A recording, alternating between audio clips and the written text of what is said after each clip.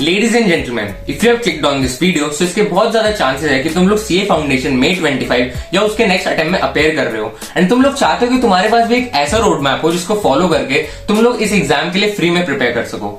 Well, you have come to the right spot.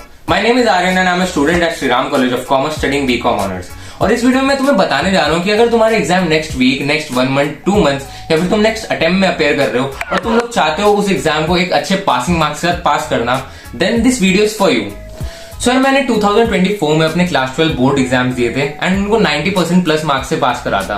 Then उसके बाद मैंने मई 2024 में सीयूईटी के लिए अपेयर करा and made into SRCC in the first round of allotment. उसके बाद मैंने Jan 25 में सीए फाउंडेशन एग्जाम दिया एंड उसको भी फर्स्ट अटेम्प्ट में क्लियर करा। और थ्रू आउट दिस जर्नी मैंने कई स्टूडेंट्स को गाइड करा है उनकी जो पाथ है उसमें क्लैरिटी लाने में। एंड मैं कह सकता हूँ कि इन एग्जाम्स को पास करना अच्छे मार्क्स के साथ is not as hard as you guys think. So इस वीडियो में तुम्हें एक ऐसी स्ट्रैटेजी बताने जा रहा हूँ, ऐसा रोड मैप बताने जा रहा हूँ जिसको फॉलो करके ना कि तुम सीए एग्जाम के लिए फ्री में प्रिपेयर कर सकते हो बट तुम उसके साथ साथ उसको एक अच्छे पासिंग मार्क्स के साथ पास भी कर सकते हो। So without any further due let's get started. So guys I don't know कि तुमने इस एग्जाम की प्रिपरेशन कब से स्टार्ट करी, बट मैं रिलेट कर सकता हूँ कि तुम जब भी पढ़ने जाते हो तुम्हारा जो माइंड है वो ब्लैंक हो जाता होगा। तुम्हें ये समझ नहीं आता कि तुम्हें कौन सी चीज कहाँ से कैसे पढ़नी है क्योंकि तुम्हें उसके सोर्सेज के बारे में नहीं पता एंड फिर इवेंचुअली तुम बोर हो जाते हो, फ्रस्ट्रेट हो जाते हो और तुम पढ़ नहीं पाते। ये सारी चीजें मैंने भी अपने अटेम्प्ट की प्रिपरेशन के टाइम पर एक्सपीरियंस करी थी। सबसे पहले तो मैं तुम्हें ये बता दूं कि मैंने जो अपना सीए फाउंडेशन अटेम्प्ट है वो जनवरी 2025 का दिया था जो कि लेटेस्ट था एंड उसके लिए मैंने जो अपनी पढ़ाई थी वो totally without spending any money वो अपनी सेल्फ स्टडी और यूट्यूब के बेसिस पर करी थी। सो आई होप तुम ये रिलेट कर सकते हो कि वीडियो तुम्हारे लिए कितना प्रेफरेबल है बिकॉज जो मैं तुम्हें बताने जा रहा हूँ ना वो लेटेस्ट अटेम्प्ट के एक्सपीरियंस के बेसिस पर बताने जा रहा हूँ। सो इस वीडियो में सबसे पहले तुम्हें बताऊंगा कि तुम्हारा रोड मैप क्या होना चाहिए इस एग्जाम को पास करने के लिए। सबसे पहले तो तुम्हारा गोल ये रहना चाहिए कि तुम्हें अपना सिलेबस को कंप्लीट करना है एंड देन उसके बाद जो एग्जाम का लास्ट 1 मंथ बचता है उसमें तुम्हें अपने MTP, RTP and question papers को प्रैक्टिस करना है। सो तुम्हारा रोड मैप इन शॉर्ट ये सिंपल सा होना चाहिए। देन उसके बाद ये आता है कि तुम्हें अपना सिलेबस को कंप्लीट कैसे करना है। उसके लिए मैं तुम्हें वो यूट्यूब चैनल बताऊंगा जिसको मैंने पर्सनली पढ़ा और उनसे मैंने एग्जाम को क्लियर करा।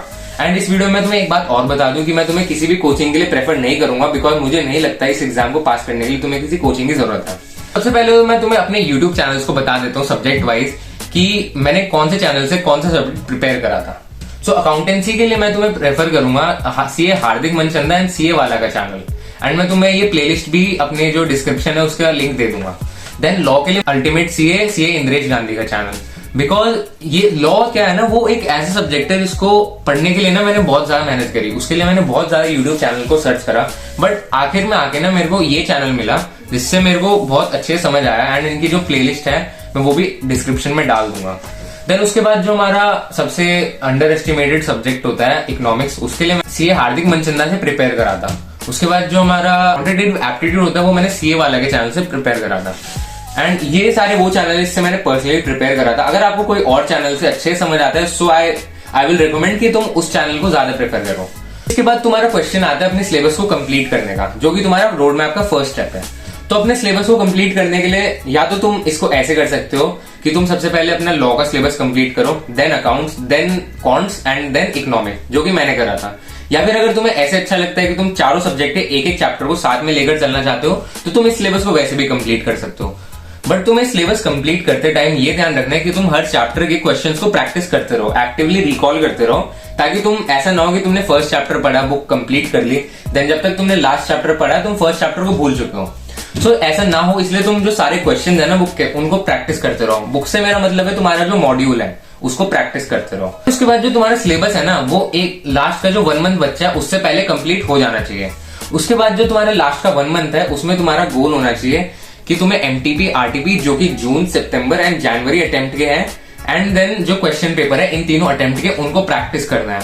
और ये नहीं कि तुम्हें उनको 1-2 बार प्रैक्टिस करना है, उनको कम से कम 2-3 बार प्रैक्टिस करना है ताकि तुम्हें एग्जाम का पैटर्न समझ आए। बिकॉज जो क्वेश्चन है ना जो आईसीआई है वो जो क्वेश्चन डायरेक्टली मॉड्यूल्स और इन सब जो उनके क्वेश्चन पेपर है उनके बेसिस पे दे देता है।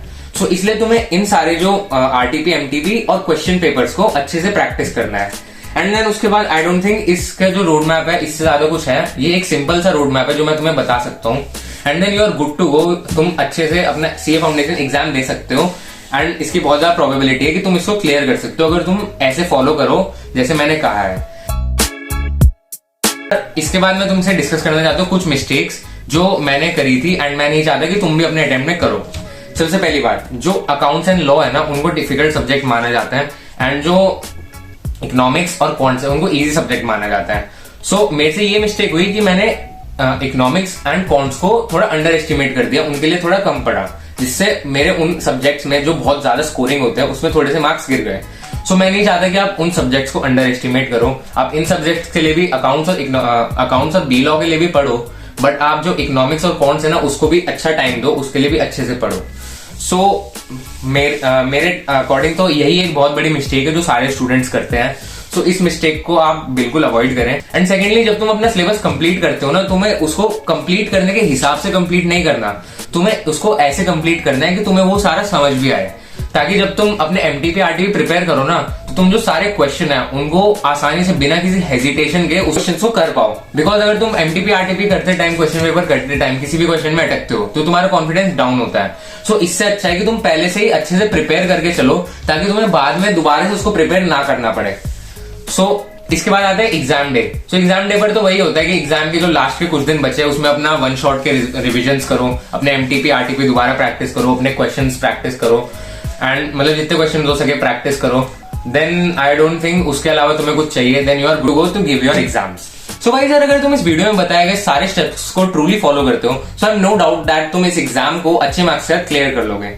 I hope you found this video helpful. If it is, then don't forget to subscribe to the channel, like the video and share it to help a friend out. So this is Aryan and I will see you in the next video.